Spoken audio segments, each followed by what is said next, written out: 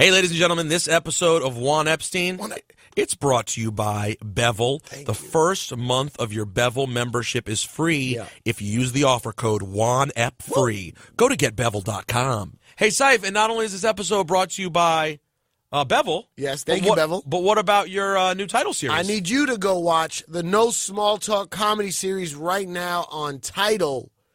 That's Tidal. And that's Tidal. And that's your comedy series. Yeah, No Small Talk comedy series. Some of the best comedians, new comedians, all filmed at the Comedy Cellar Live. All right, let's get into some Juan Ep. By the way, I got to tell you, Ciph, I know you don't have headphones on. It sounds especially amazing. Right. It's calculated. Like this studio sounds, we're at ESPN Radio today, my jobby job, and I love our other studio. It's amazing. Yeah. But it's like a podcast studio. Right. When you get in that crispy, proper radio studio. Like this room is like sealed, airtight. Oh, no, like, this is how it's supposed to sound. There's not a single noise in this room. Like, no, you want to hear a noise? Yeah. I want to hear something. What you got? This is a noise to start out podcast with. It's my impression of Cipha sounds. What do you got there? Some sushi? Mm-hmm. Okay. Some sushi. All and right. let me tell you what. Yeah. It's delicious. How you been? Give everyone an update. I don't know. Fine, I guess. I've been actually kind of depressed. Wow. Really? Yeah. Tell us about it. I don't know. I'm trying to get over it. I'm over it. You mean that, or are you just saying it? No, I mean it. What's it? You have any idea what it's related to? A lot. Jealousy and, career goals. Someone fucked your wife? Someone fucked my wife. That's the worst kind of jealousy, isn't it? Was it Jamal? No. Other comedians getting things ahead of me, pilots and shit. I'm not a spring chicken in the comedy game. You're not a spring chicken in any game. I'm not a spring chicken, period. Yeah, birthday's coming up. Shit like that. My God. But that's not even why, though. It's just. But it's got. Listen, comedians I fuck with, they're my friends, but they get shows greenlit, and it feels weird. Like, I want to get my show greenlit.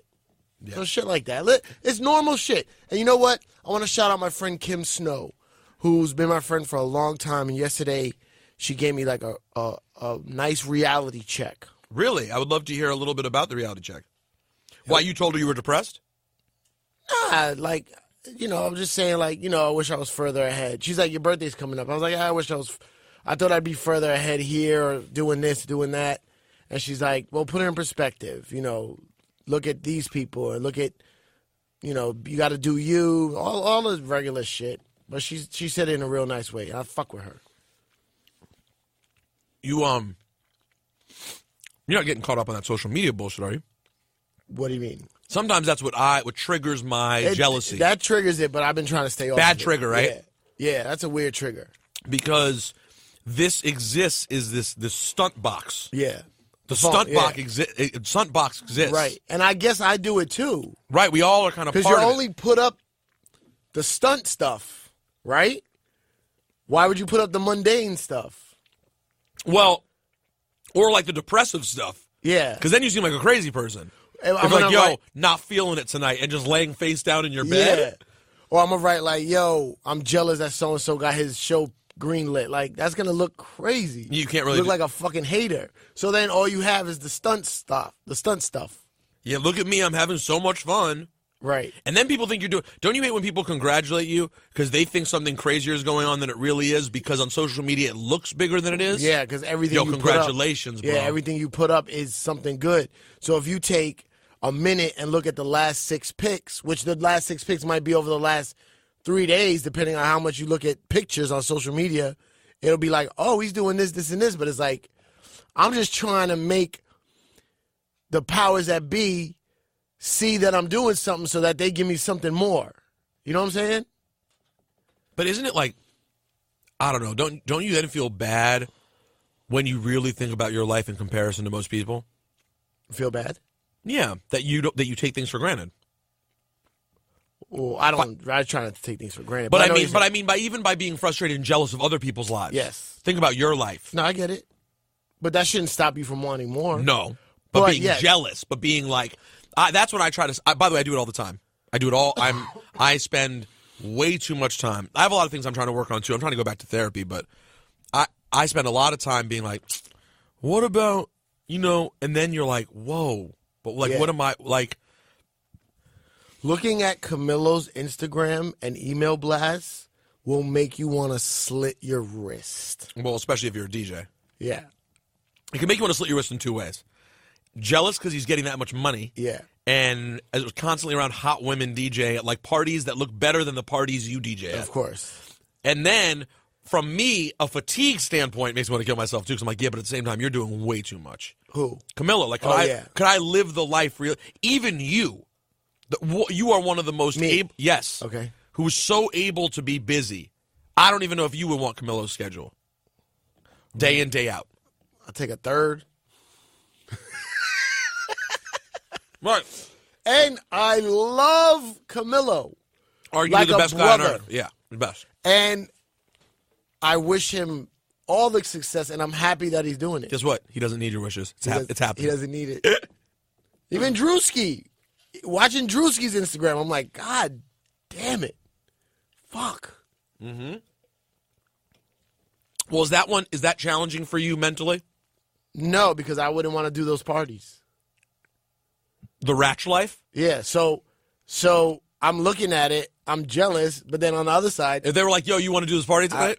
I mean, once in a while I would do it, but not like him, like every night. Is Drewski's next thing that he's doing out there for public consumption? No. It's not? No. I just found out about it. Yeah, no, it's not. I'm not going to say anything. Yeah, I know, but it's not. It's perfect when you guys all find out what it is. Yeah. It's perfect. It's hilarious. It's something neither of us would definitely not want to do. And it's perfect for him. That's what I mean, perfect for him. But on the other side, I was like, well, why didn't our thing go? Right. Which obviously you'll see very soon. I'm guessing. You're not. You guys are smart. You Juan Ep. Oh, and yo, Juan Ep fans. Here we go. He's about to get deep. Deep. I'm just saying, thank you, man. Y'all keep it moving. What do you mean? In what sense? Like if I'm feeling depressed and I walk down the street and a dude comes up to me, he's like, yo, Juan Ep, fuck with you. Then it's like you give me a little boost. You're like a little Monster Energy shot. Nice shout out for Monster Energy. I love Monster Energy. Yeah, no, what a fantastic beverage it is. I love Monster Energy. Yeah, I was at the Nets game the other day. I got my first courtside seats ever to a game. Oh, somebody told me they were booing you. What? Yeah. No. Somebody was joking around. Oh, that they were booing me. Yeah, and they I think the whole crowd was booing me. No. He said I saw Rosenberg at the Nets game. I was booing him, but he was like fucking around. Right. He's like, what? I was like, I didn't think they booed me. Wait, did they shout you out? I got mad. First of all, you have to understand. Number one, I asked. This was not like, please come to our game. Right. I reached out to someone I've known for a long time, a few months ago, and I said, hey, since the Nets stink this year, I've never been to a game courtside. Yeah.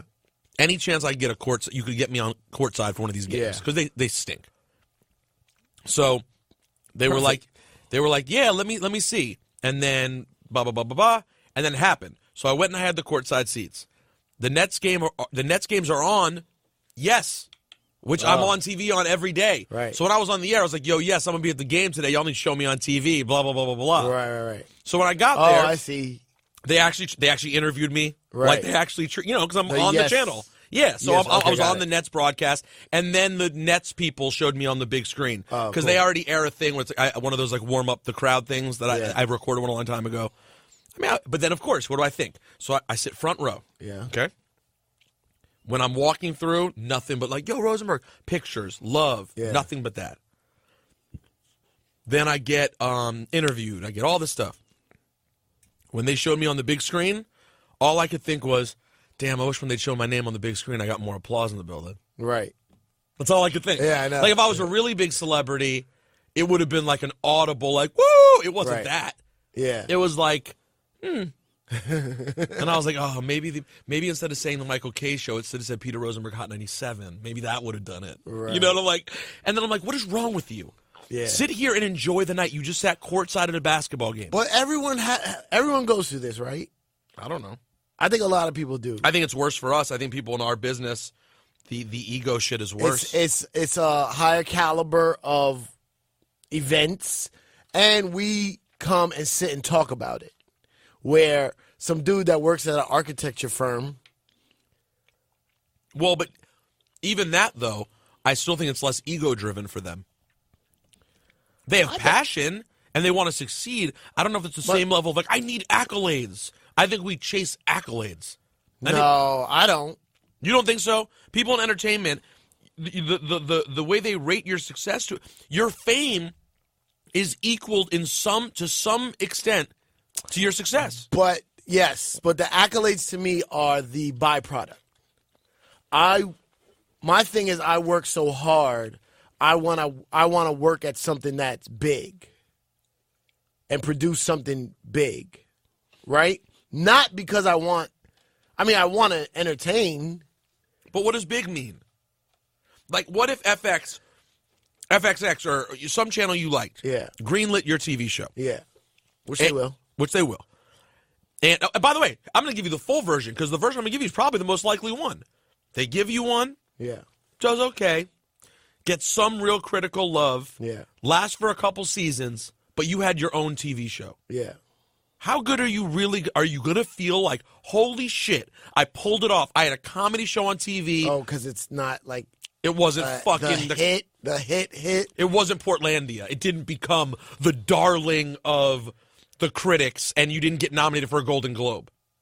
Yeah, I guess you're right. You're still going to be like, it could have been better. That's what I think. I don't think I'll ever stop. That's the annoying part to me. Yeah, I guess you're right. But yeah, you're right. But here's the But I want it to lead to other things. Like, I just want to DJ, do stand-up, do improv, and go on the road and do all those things. Perfect. That's what you're doing right now. But not enough, though. And it's tiny. No, if I walk into a comedy club, somebody wanted to go to a comedy club, and I happen to walk in. They're not coming there for me. Sometimes, if I promote my own show, but in general, I'm not like a draw. You want to comedically be a draw. Yeah. Good news, guys. I'm done. Oh, no, keep going. Get a little cupcake or something. And musically. What do you mean? Here's the thing, like... You start singing? Yeah, well, I'm working on my soprano. DJ-wise, this is turning into one of those complaining Juan Eps. Is it complaining Juan Ep? Oh, fuck. I love a good complaining Juan Ep. This is more like a therapy session. Because I fucking when I was in South by, I tore it down. Son. Yeah, Jay once told me that. I saw him the other day. Tore it down every night, whichever party I was at.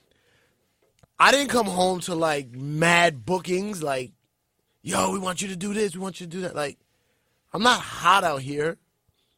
Right. Like, if you're being honest with yourself. I don't even want to be hot out here. I would just like some steady gigs because I find DJing so much fun, and I'm good at it. You know what I'm saying? I don't got to be the hottest DJ making $1 million in Vegas.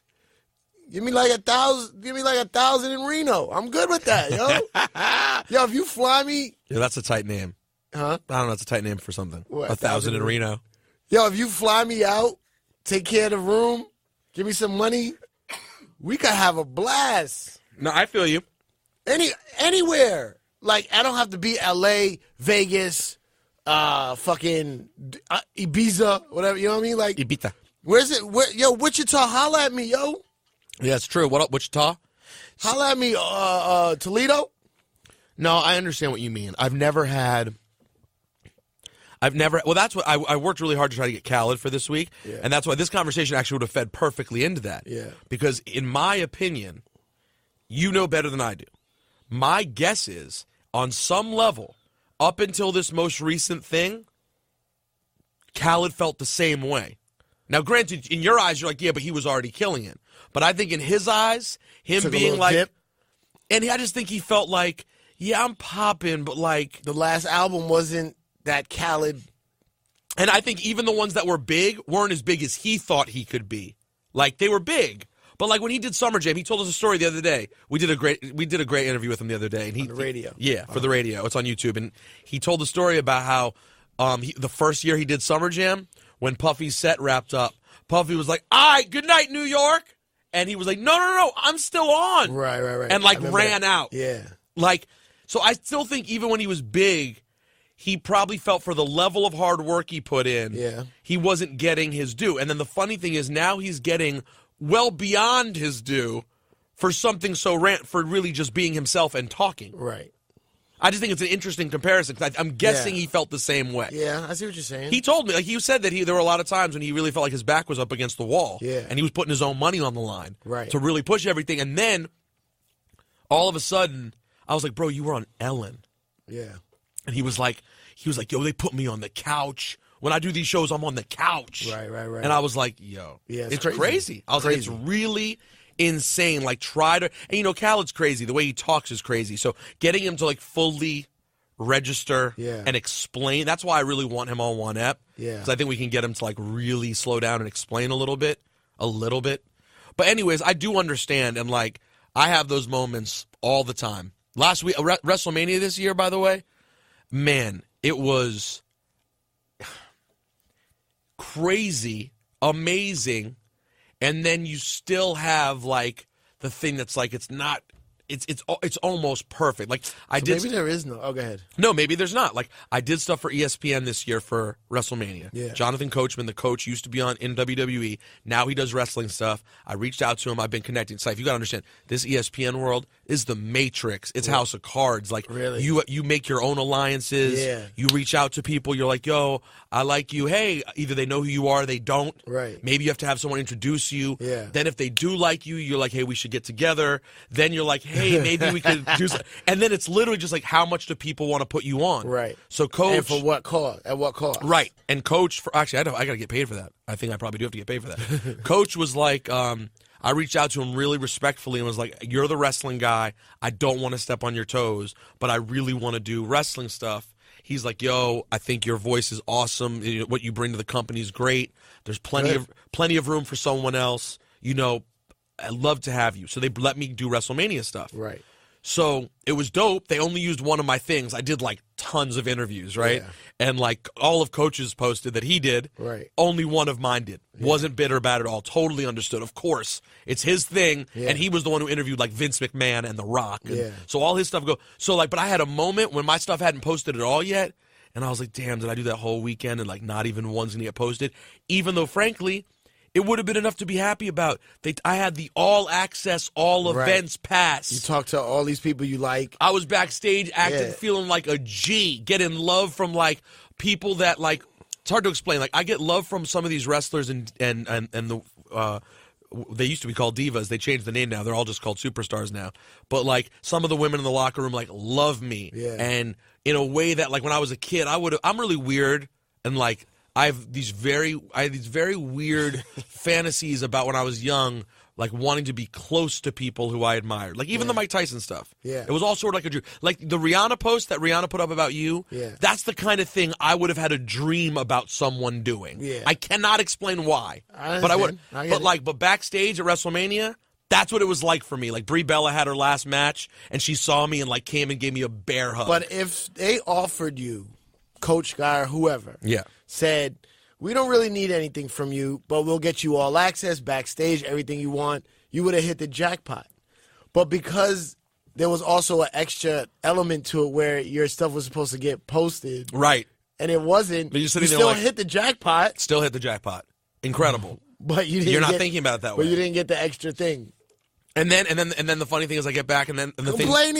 Yeah, this is a major. Now listen, fortunately we have some other good inside baseball stuff that we'll get to right now. But yeah, the point is, you have to. It's so corny, but if you really don't slow down and go, hold on, let me appreciate this awesome stuff. But I don't want you to think I don't appreciate it. And I'm not talking about you. But isn't it inherent? People. If you want more, isn't it inherently not appreciating what you have? No way. Can't be. Because last night I did a spot, New York Comedy Club. I was the last guy on the show. The guy introduced me says headliner. Now, technically, I'm not a headliner, but I was the last guy to make the audience feel good. He's like, the headliner, he used to be on Hot 97, Rock Nation, da, da, da. So I go up there. But right after that show is done, they try to keep the audience because there's like a New Jack show right after that. And as soon as I'm done, the host is like, yo, Thank y'all for coming out. We got more comedy, though. We got some new guys if you want to stay. So they try to keep the audience. Every one of those fucking new guys in the would back have wanted to do what your spot was. Exactly. And would love to be at the Cellar and all this shit and have a fucking 130,000 Instagram follow, whatever it is. You know what I'm saying? They got 1,000. So, like... And they're fun. Some of them are great. Everybody before me was funny as fuck. I didn't see the guys after me, but the two people that went before me when I walked in, I didn't know them. Both of them were funny, right? Some guy named Greg with 800 Twitter followers. Greg. And then, so I'm appreciative, but that doesn't mean I want to go on the road. I love the road. I want to go on the road. Why do you love the road so much? I don't know. What are you running from? From my demons. What demons are you running from? I love the road. And then the thing is, when I go on the road, I always make friends. I always do a great job, and I'm always invited back. But I got to get the initial... Go.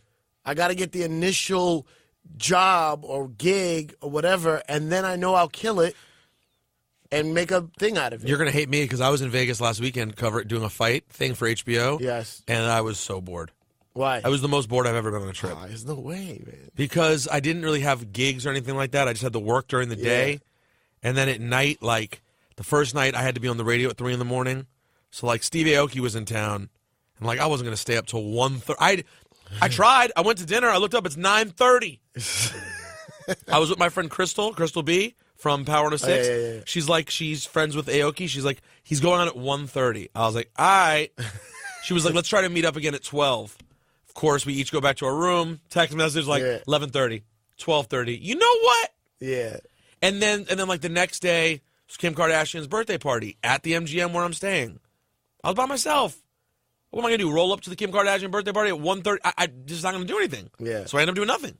And then I was like, I want to go home. Where's my wife? This is boring. Yeah, I feel you. Vegas more than other places can get really. Yeah, it can get if rough. you're not up for it. Yeah. And the MGM was rip hug, so crowded. Yeah. Fight weekend. Yeah, always. It's outdated now. I didn't realize like the MGM's gotten kind of old. Yeah. It's kind of gotten old. So when it's old, it's kind of nasty downstairs and it's crowded. It's the fights keep them packed or whatever. Yeah, it's packed, but it's not compared to how much new stuff there is now. Yeah. Anyways, real quick, we're about to get into this to our Fife Dog talk, and I want to say that this episode of the Juan Ep Complainy podcast is brought to you by our friends at Bevel. GetBevel.com, okay? You can get your first month of Bevel membership for free if you use the code WANEP-FREE. Now, Ciph, what that means is when you go to GetBevel.com, if you want to change the whole way you shave, change the smoothness, get rid of the bumps. Make your face clean. Mm-hmm. If you have coarse hair, if shaving is something that may be difficult for you normally, you feel like no one understands. Oh, no. Bevel understands. Oh, they understand. Not only that, not only do they understand, guess who they support? The Juan Ep Podcast. The Juan Ep Podcast. Thank you, Bevel. Yeah, thank you, Bevel. So if you want to thank us and you want to show love for the podcast and you need a razor anyway, you should get something fantastic that's going to be amazing for your skin. Go to getbevel.com right now and use the offer code WANEPFREE. WANEPFREE, and they'll take care of your membership. The first month will be free. Thanks, Bevel. Getbevel.com. So I guess we should start off, before we get to this Kanye West story. Start off? No more complaining? Yeah, let's wrap up the complaints. Well, let's complain about us losing one of our heroes. Now I'm going to complain. Yeah, exactly. Let's complain about how unfair life is. I've done a couple of things on the air. I did a one. We couldn't see each other that week, so I put up a little episode where I interviewed Michael Rappaport, and then I played like. Oh, did you? Yeah, I put up a mix. Yeah, I saw the mix, but and then I didn't put know up Rappaport. Yeah, I did like a 20-minute thing with Rappaport. Yeah, I heard him on something else. And then I did. Wait, you came live? What? No, it was over FaceTime. Oh. And then I did. I posted an interview I found with Fife from 2004, like an hour with me and Fife that I didn't even remember. Yeah, like from my house. And I posted that. But I haven't spoken to you. So where'd it take you? Well, Fife, the shock wasn't as bad because we know he was sick. Well, it has health issues generally. Yeah, so when you hear about it, it hits you with the sadness, but not with like a shock. It wasn't like he died in a car accident. You know what I'm saying? We knew he was sick for a while.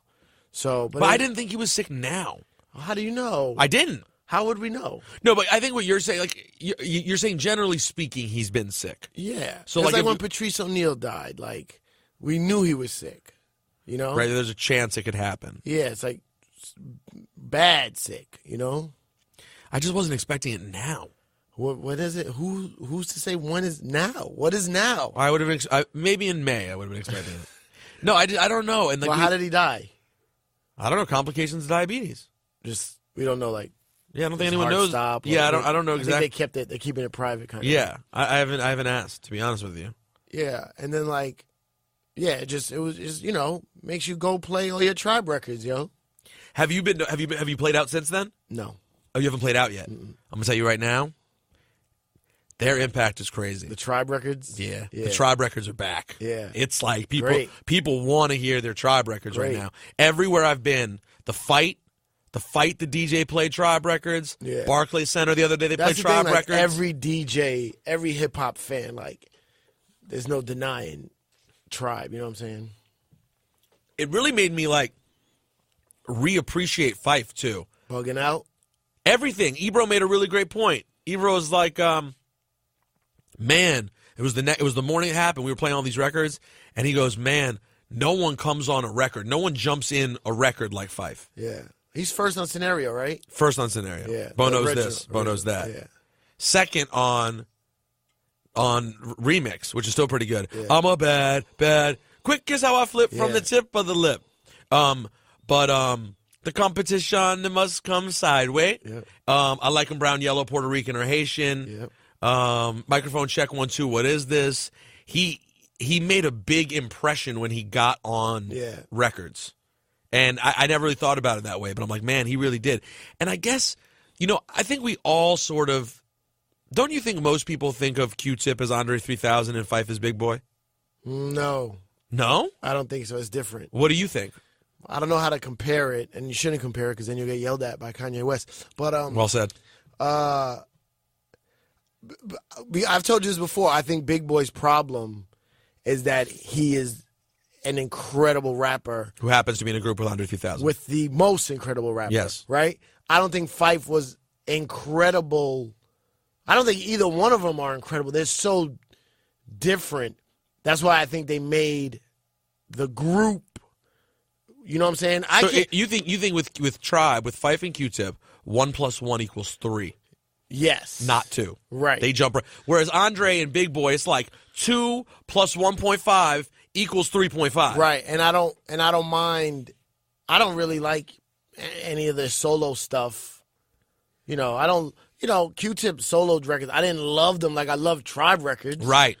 It was missing. It was missing something though. Yeah, I don't love them like I love Tribe records. I could listen to Andre by himself. I could listen to Big Boy by himself. You know what I'm saying? But it made the group.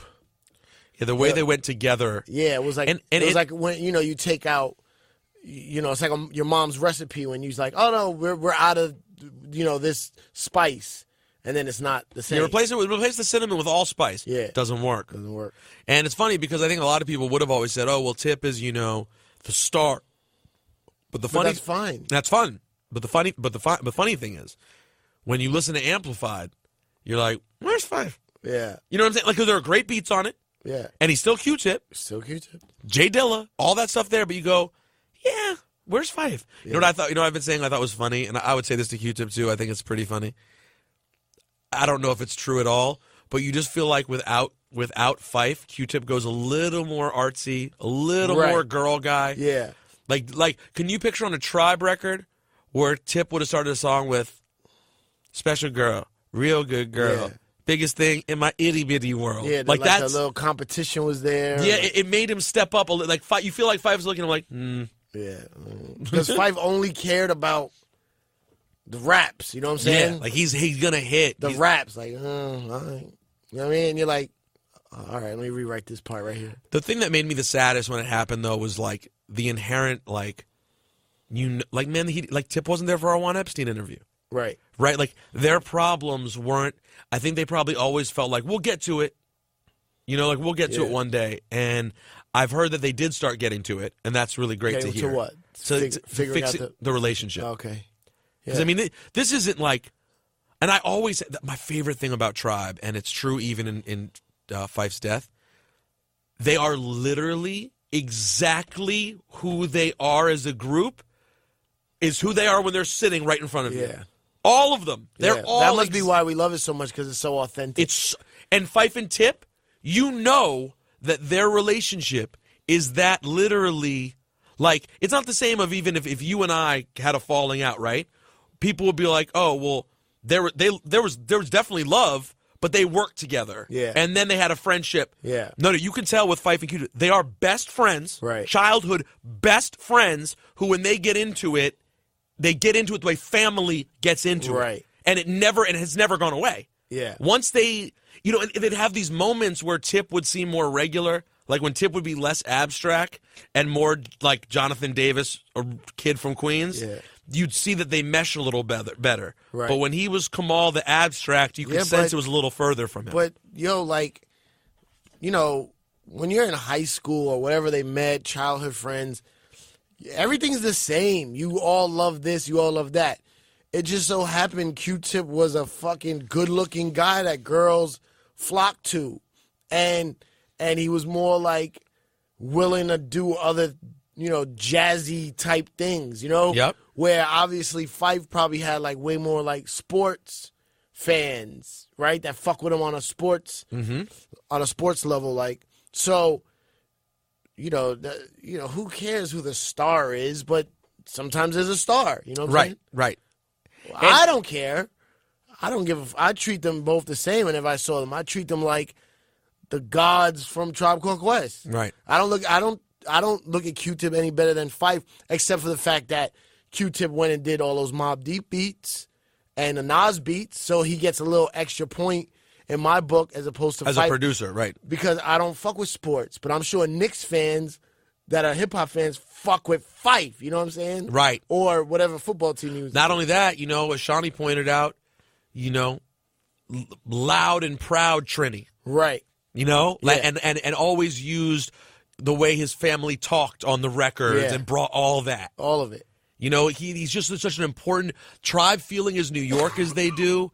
Phife is just such a big part of that. Phife is so New York. His attitude's so New York. So it's crazy. So Phife asked me to do his video. The video for his song Nutshell's out right now, but the remix is coming out. And he asked me to be in the video for the remix. Yeah. Which I did. They have a random part for me where like acting in it? Yeah, it's like a little like 10-second interlude in the video, basically. You were cool with Phife like that? Yeah, over the years we got like, we were by no means best friends, but I interviewed him at Maryland. I interviewed him at my house in Maryland later.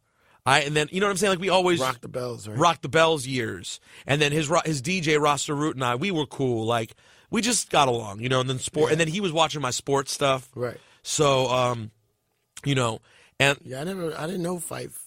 Tip better than Tip the best, right? Better, yeah. So and I know Tip better too, by the way. Like Tip's probably one of the artists I'm kind of closest to in a weird way. But so to get to the Phife memorial. Yeah. So they had this memorial last week at the Apollo.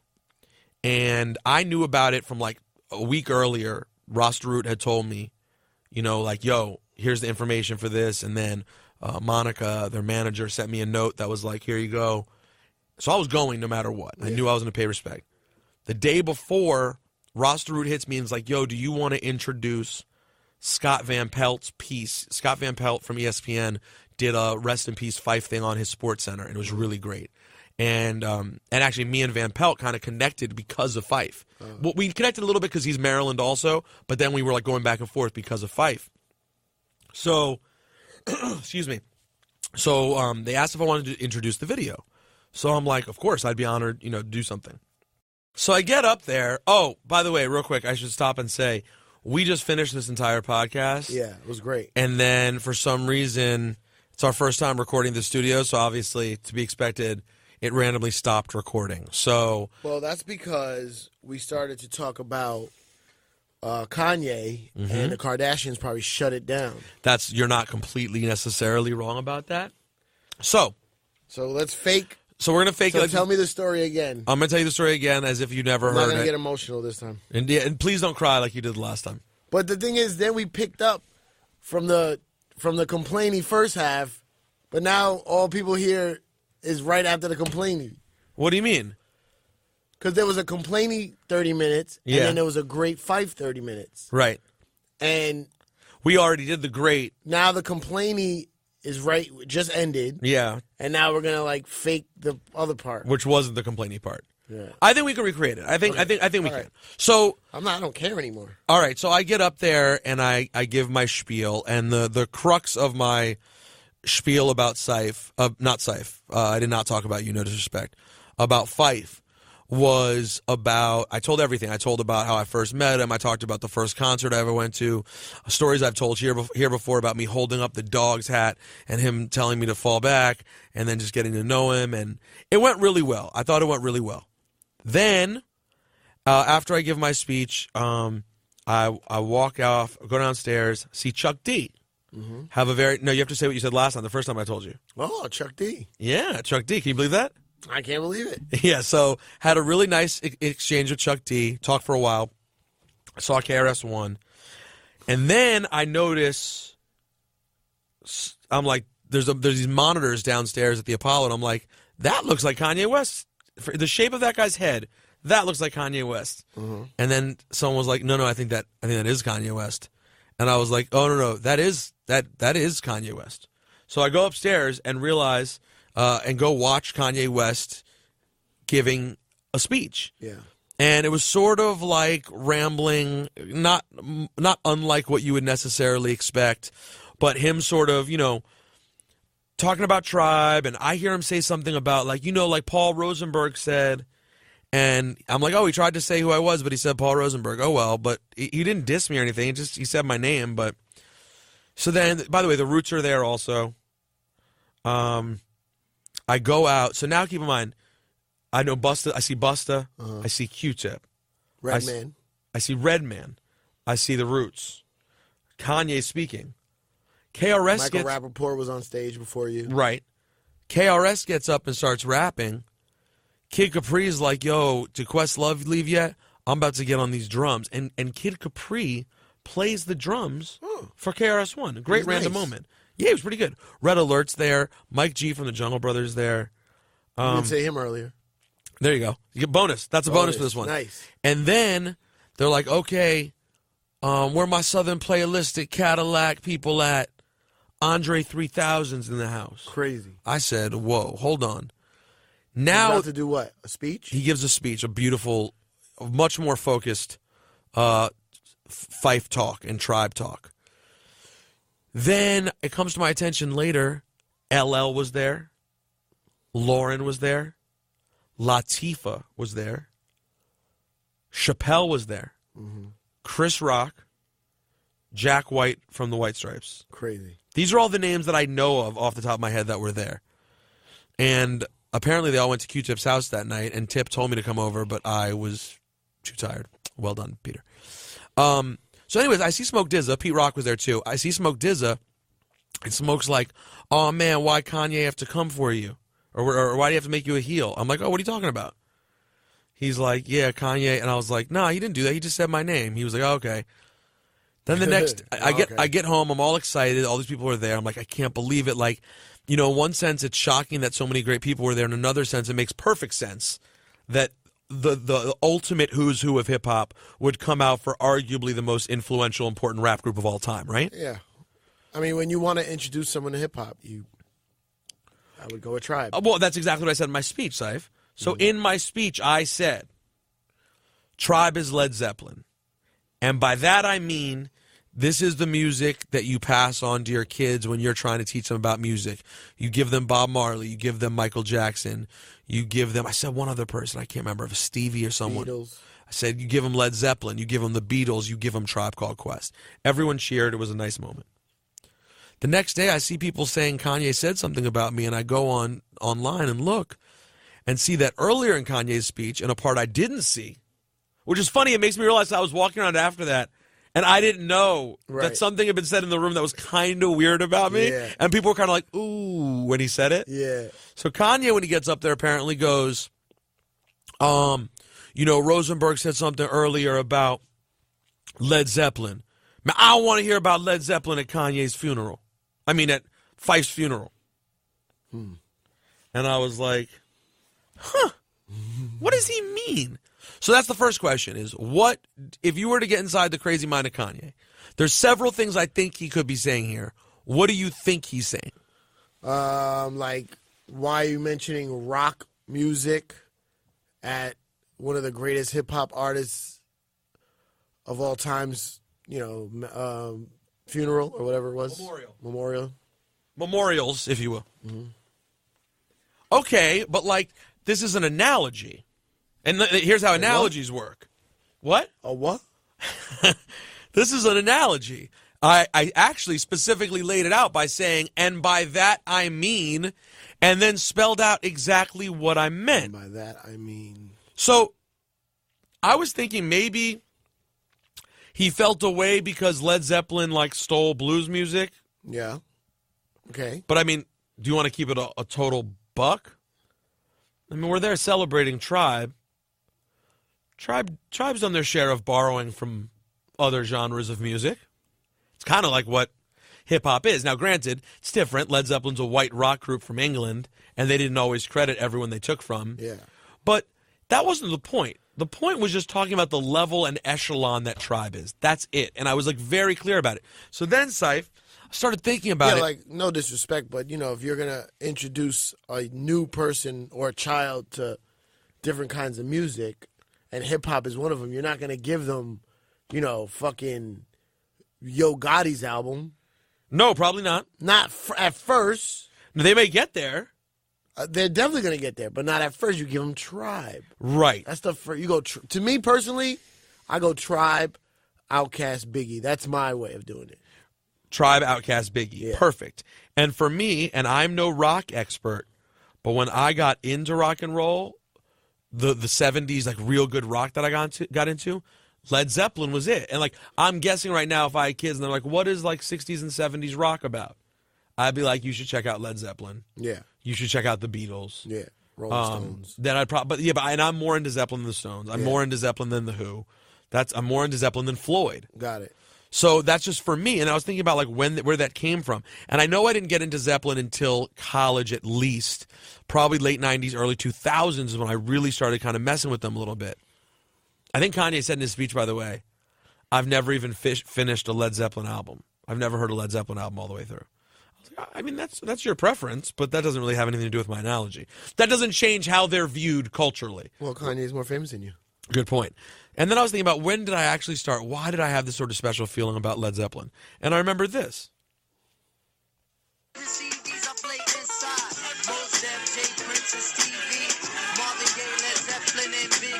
Oh.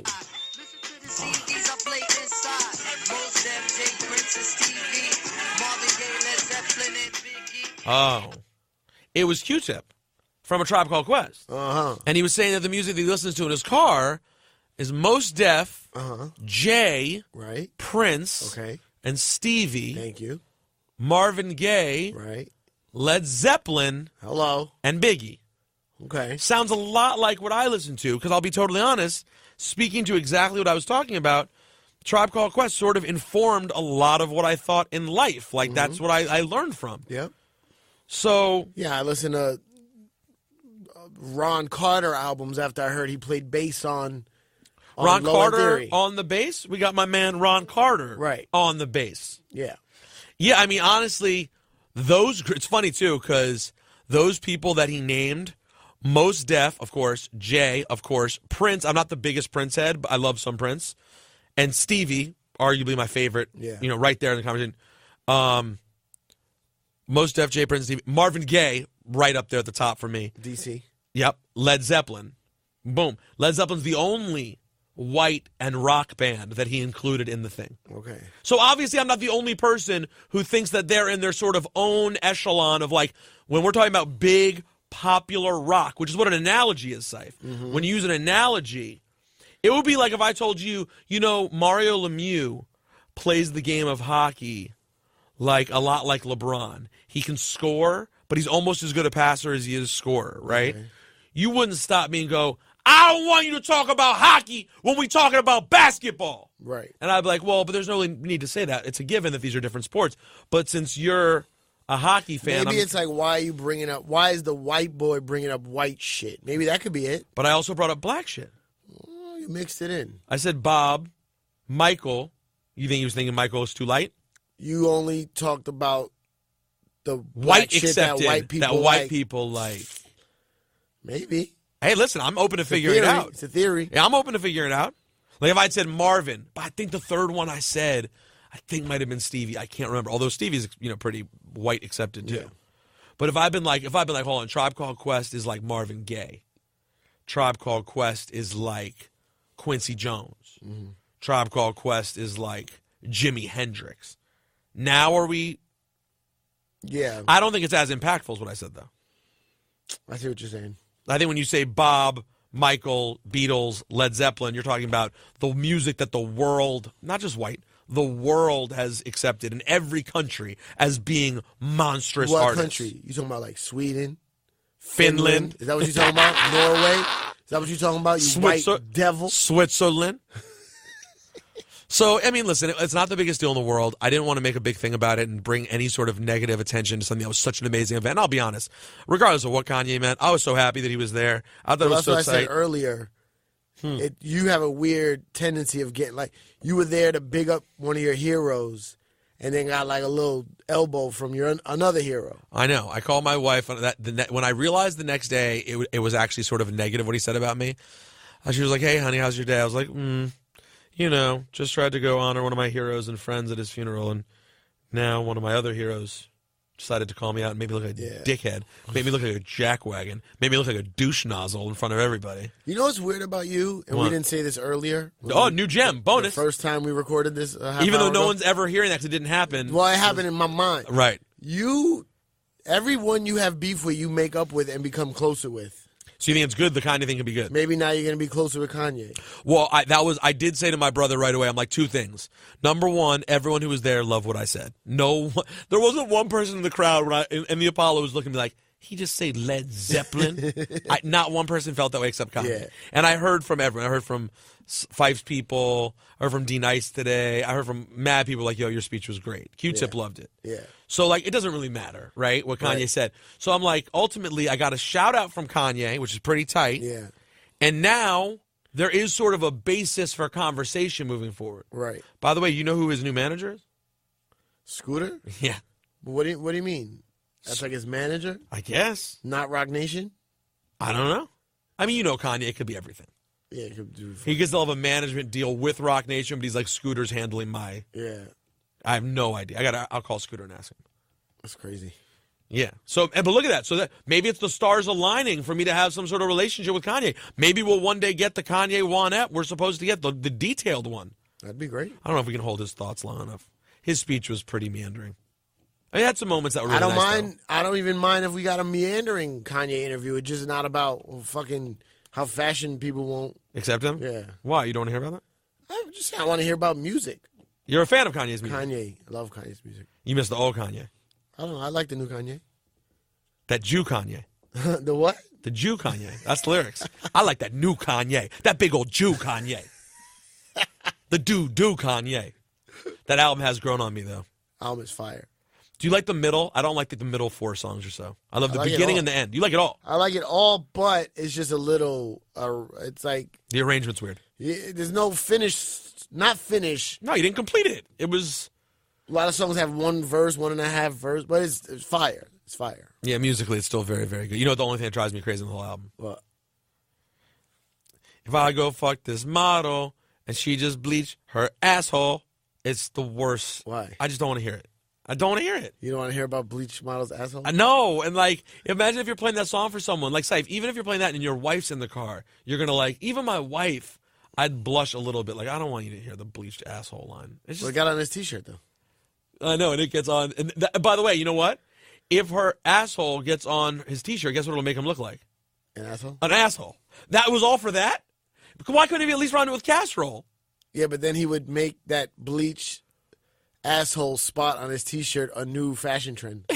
I know. What if I just saw this model and she just bleached her asshole, and she takes me out, and we go both eat casserole. Don't you think that would have been more meaningful, more impactful? I don't think that. All right, guys. Well, we did this. We loved it so much we did it for you twice. I hope that was a reasonable explanation. But yeah, it was a really amazing event, and so dope to see that many people show love for the greatest, in my opinion, just about the greatest rap group of all time. Rest in peace. You hear Andre said that there was going to be they wanted to do a Tribe Outkast album? When? Back then? He said that it's something they had talked about. Of course, why wouldn't they? That's what would that even be? It'd be fire. Another super group like we learned in the De La one, that they were just like offshoot groups? Yeah, but no one ever does it. No, they just talk about it. Anyways, Ciph, do you want to tell people about your special on Tidal? I got a comedy show called the No Small Talk Comedy Series. Ah, yes, I've heard of that. On Tidal right now. 6 episodes in season 2. Recorded live at the Comedy Cellar. Some of the greatest comedians, some new comedians. And please go watch it. You all signed up for Tidal when you got Rihanna's album and Kanye's album. You're signing up now because you're getting ready for that Beyonce album. While you're there, go check out a little comedy. There you go. And go subscribe to the Cheap Heat podcast. I lost my partner, Dave Shoemaker. He left. He left me, Ciph, high and dry. But, he left for a new opportunity. But perfect time if you ever thought about checking out my wrestling podcast. I could use the love and support while we're kind of pushing things forward. It's called Cheap Heat. And you can subscribe on iTunes or wherever, fine podcasts are found. Hello. And good morning. Good afternoon. Good evening. And good night.